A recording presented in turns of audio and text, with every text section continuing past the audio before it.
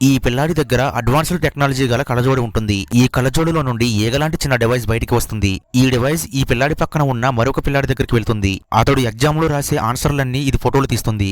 ఈ ఫోటోలను ఈ కుర్రాడి కళ్ళజోడులో డిస్ప్లే చేస్తుంది. దీంతో ఇతడు ఈజీగా కాపీ కొట్టి ఎగ్జామ్ రాస్తూ ఉంటాడు. ఇంతలో ఆ పక్కన ఉన్న కుర్రాడు వీటిని ఏగలు అనుకుని కొట్టి చంపేస్తాడు. కానీ ఇతడి కళ్ళజోడులో నుండి మరికొన్ని ఎలక్ట్రానిక్ డివైస్లు బయటికి వస్తాయి. అప్పుడు ఈ పిల్లాడు వీటిని చంపుదామని పైకి లేస్తాడు. కర్రతో వీటిని కొట్టడానికి ప్రయత్నించి టీచర్ని కొట్టేస్తాడు. దీంతో టీచర్కి క్షమాపణ చెప్తాడు. అయితే ఇంకొక డివైస్ కనిపించేసరికి బాక్స్ తో మళ్లీ టీచర్ని కొడతాడు. ఆ తరువాత ఈ పిల్లాడు అడ్వాన్స్డ్ టెక్నాలజీతో కూడిన ఈ షూస్ ధరిస్తాడు. వీటితో థ్రెడ్మిల్ ఎక్కి పరిగెట్టేసరికి ఇతడి స్పీడ్ కి థ్రెడ్మిల్ కాస్త మొక్కలైపోతుంది. ఇతడు ఈ పవర్ఫుల్ షూస్ తో ఫుట్బాల్ ని తన్నగానే గోల్ పాయింట్ కాస్త మొక్కలైపోతుంది.